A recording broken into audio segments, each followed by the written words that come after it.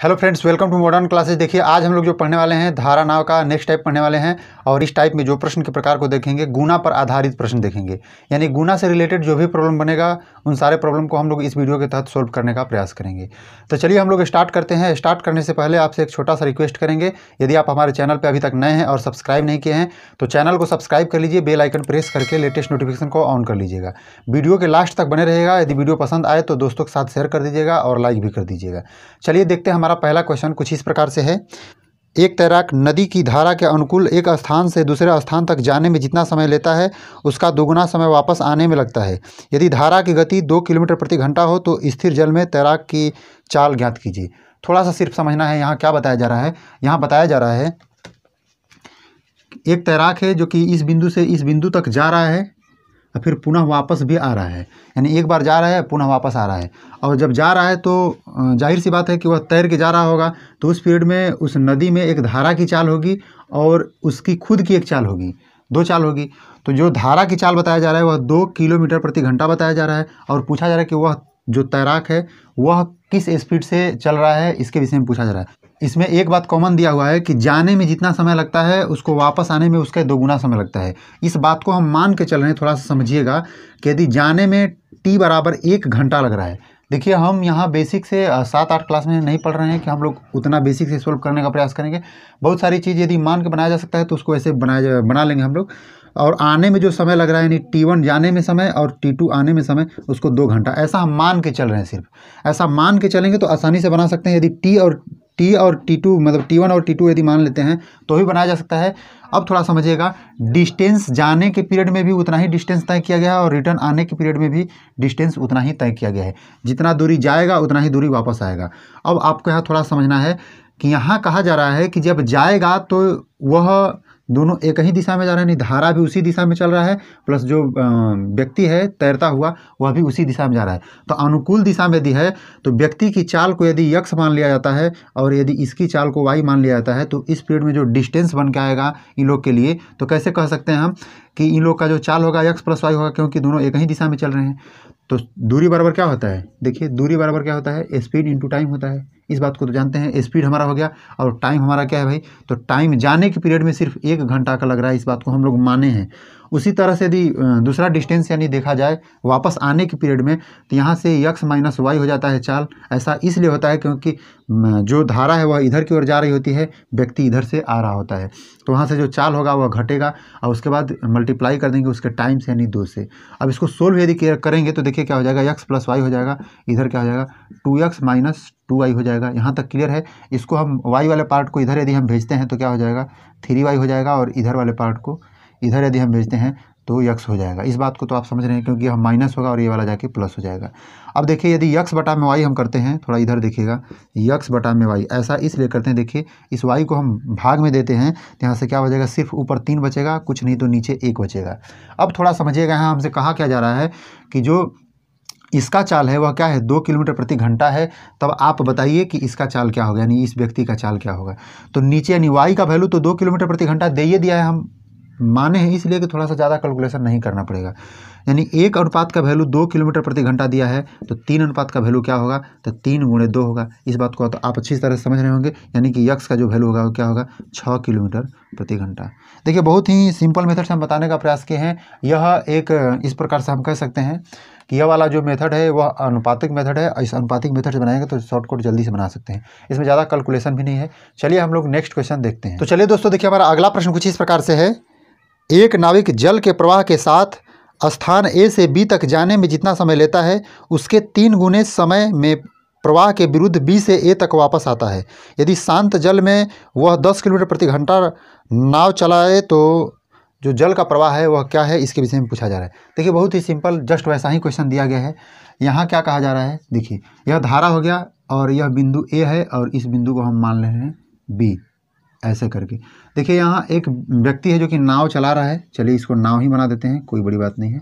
देखिए, और जो हमसे कह रहा है कि यह जो शांत जल में यदि नाव चला पा रहा है तो 10 किलोमीटर प्रति घंटा की रफ्तार से चला पा रहा है। और हमसे यह भी बात बोला जा रहा है यहाँ कि जितना समय जाने में लेता है उसको उसका 3 गुना समय लेता है उसको विरुद्ध आने में, यानी कि इधर से जब आ रहा है तो 3 गुना समय ले रहा है। तो जाने में जब ले रहा है तो हम इस बात को मान के चल रहे हैं कि धारा इधर ही चल रहा है और जो व्यक्ति है वह भी इधर चल रहा है।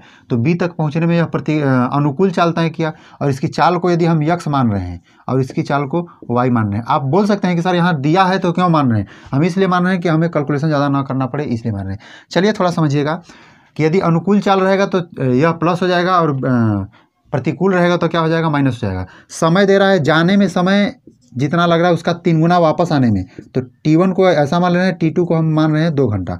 और इस हिसाब से यदि मान कर देखा जाएगा तो यहाँ हम निकाल सकते हैं डिस्टेंस बाई डिस्टेंस बराबर डिस्टेंस करके, तो यक्स प्लस वाई हो जाएगा और इंटू 1 करेंगे। आपको समझ में यहाँ आ रहा होगा? सॉरी यहाँ देखिए गलती हो गया है, यहाँ 3 घंटा होगा।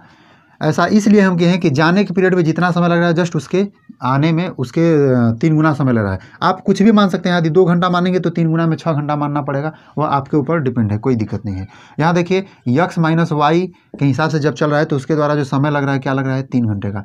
एक ऐसा इसलिए हम लिख पाए हैं, देखिए कि डिस्टेंस बराबर स्पीड इंटू टाइम होता है, और जब सापेक्ष साथ में चल रहा है यानी कि उसके दिशा में चल रहा है, अनुकूल दिशा में, तो एक्स प्लस वाई होगा क्या? स्पीड, और टाइम क्या है? 1 घंटा हम मान के चल रहे हैं जाने के पीरियड में। आने के पीरियड में जो स्पीड होगा इन दोनों का घटा के होगा, यानी एक्स माइनस वाई होगा। जो लगने वाला समय है 3 घंटा है आने के पीरियड में। ऐसा इसलिए हम कर पा रहे हैं, यानी यक्स प्लस वाई हो जाएगा, इधर से इसको कीजिएगा तो 3x माइनस 3y हो जाएगा। इस बात को आप अच्छी तरह समझ रहे होंगे।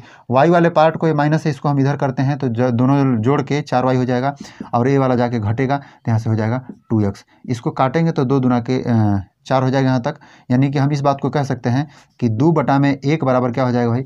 x/y। इस बात को आप अच्छी तरह से समझ पा रहे होंगे। यहाँ आप थोड़ा समझने का प्रयास कीजिएगा। यहाँ हमें कौन सा मान दिया है भाई?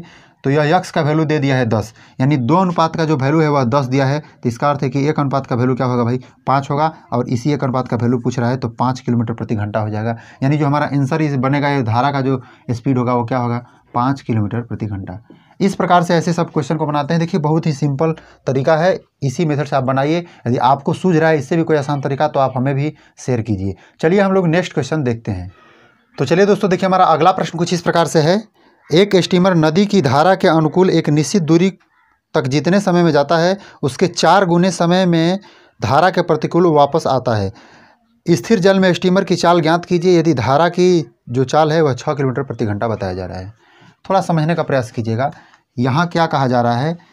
यहाँ भी इस बिंदु से लेकर यहाँ तक जाने के विषय में कहा जा रहा है, इसको हम धारा मान रहे हैं, और जो धारा की चाल है उसके विषय में पूछा जा रहा है हमसे, बताया जा रहा है कि 6 किलोमीटर प्रति घंटा चल रहा है। और इसमें एक स्टीमर है, स्टीमर भी एक प्रकार से जहाज ही है, और इस जो जहाज की चाल है उसके विषय में पूछा जा रहा है। हम इसको यक्स मान ले रहे हैं और इसको वाई मान ले रहे हैं। इस बात को ध्यान दीजिएगा, कभी भी धारा की चाल को मानिए तो उस पीरियड में आप वाई मानिएगा तो आपको थोड़ा सा सहूलियत होगा बनाने में।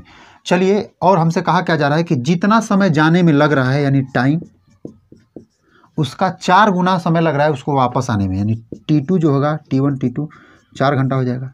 यहाँ तक क्लियर है? और हमसे पूछ क्या रहा है, इसकी जो चाल है वह बताइए। तो चलिए हम लोग आगे बनाते हैं। देखिए क्या होता है, यहाँ जो डिस्टेंस जाने की बारी में और आने की बारी में, यानी कि दोनों समय में, जाते समय और आते समय दोनों डिस्टेंस क्या होगा? सेम होगा। क्लियर? यानी कि इस बिंदु से लेकर यहाँ तक, इस बिंदु से लेकर इस बिंदु तक जाना है तो जितना डिस्टेंस तय कर पाएगा उसके जस्ट विपरीत में भी आएगा तो उतना ही डिस्टेंस तय कर पाएगा। डिस्टेंस बराबर आपको तो पता है कि स्पीड इंटू टाइम होता है, क्योंकि हम इसको कई बार बता चुके हैं। यहाँ ध्यान दीजिएगा, इस डिस्टेंस को हम मान रहे हैं कि इधर की ओर जा रहा है, उसी पीरियड का यह डिस्टेंस हम लोग निकाल रहे हैं। तो वहाँ से क्या होगा?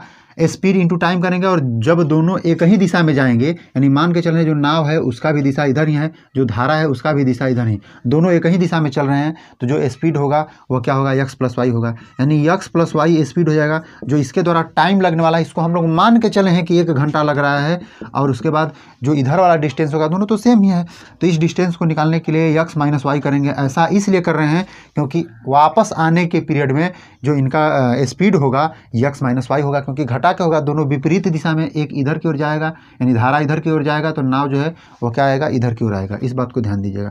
यहाँ से जो समय लगने वाला है 4 गुना है। यहाँ तक क्लियर है? अब थोड़ा सा बनाने का प्रयास कीजिए। x प्लस वाई बराबर क्या हो जाएगा? 4x अब माइनस 4y। देखिए अब माइनस वाला पार्ट है, इसको हम इस साइड में करेंगे तो क्या हो जाएगा 5y हो जाएगा, और इसको यदि हम उधर करेंगे तो क्या हो जाएगा 3x हो जाएगा। इसको यदि सोल्व करके देखिए तो यहाँ से होगा क्या कि 5/3 बराबर होगा x/y, यानी इस y को हम भाग कर देंगे और इसको भी भाग कर देंगे। ऐसा करेंगे तो यहाँ हमें बताया क्या जा रहा है कि x का वैल्यू 5 अनुपात है और y का वैल्यू 3 अनुपात है। और यहाँ हम देखिए, यहाँ हमें बताया जा रहा है कि जो y है वह क्या है 6 है, तो y 3 यहाँ बताया, यानी 3 अनुपात का वैल्यू क्या बताया जा रहा है 6, तो 3 दूना के 6, यानी समझ रहे हैं 3 अनुपात का वैल्यू क्या है 6 है, तो यहाँ से 1 अनुपात का जो वैल्यू होगा वो 2 होगा, तो 5 अनुपात का वैल्यू क्या हो जाएगा भाई 5 × 2 हो जाएगा, यानी इस बात से हम कह सकते हैं कि 10 किलोमीटर प्रति घंटा होगा। देखिए जस्ट पिछला क्वेश्चन पर ही आधारित यह भी क्वेश्चन था, इस प्रकार से इसका आंसर हम लोग ला सकते हैं। चलिए हम लोग नेक्स्ट क्वेश्चन देखते हैं। तो चलिए दोस्तों देखिए हमारा अगला प्रश्न कुछ इस प्रकार से है। एक आदमी नौका को 30 किलोमीटर अनुप्रवाह चलाकर कुल 8 घंटे में लौट आता है। यदि खड़े पानी में नौका की चाल धारा की चाल से 4 गुना है तो धारा की चाल ज्ञात कीजिए। यहाँ थोड़ा समझने का प्रयास कीजिएगा, यह थोड़ा क्वेश्चन हट के है। देखिए इसमें क्या कहा जा रहा है कि जो व्यक्ति है वह 30 किलोमीटर यात्रा को तय कर रहा है, जा रहा है फिर वापस आ रहा है। इसके में जो समय लगने वाला है वह क्या है 8 घंटे का समय ले रहा है। और यह बात कहा जा रहा है जो नाव है, यानी नाव जो है वह नाव क्या कर रहा है कि जब पानी में खड़ा रह रहा है तो उस पीरियड में उसकी जो चाल है उस धारा की चाल से 4 गुनी है। यानी इस बात को मान के हम लोग चल रहे हैं कि जो धारा है, देखिए यह धारा है, इसका जो चाल यदि यस है, यस यानी स्पीड है, तो उस पीरियड में जो नाव होगा, इस नाव का जो चाल होगा वो क्या होगा भाई 4s होगा। बस इसी बात को ध्यान में रखिए, मान के ऐसा चल रहे हैं। आप यक्स भी मान सकते हैं, कोई दिक्कत वाली बात नहीं है। चलिए इसको यक्स ही मान लेते हैं, आपके दिमाग से यदि ऐसा बात है तो यक्स और यक्स में मान लेते हैं, क्योंकि बोला जा रहा है कि जितना है उसका जस्ट 4 गुना है। यहाँ तक क्लियर है।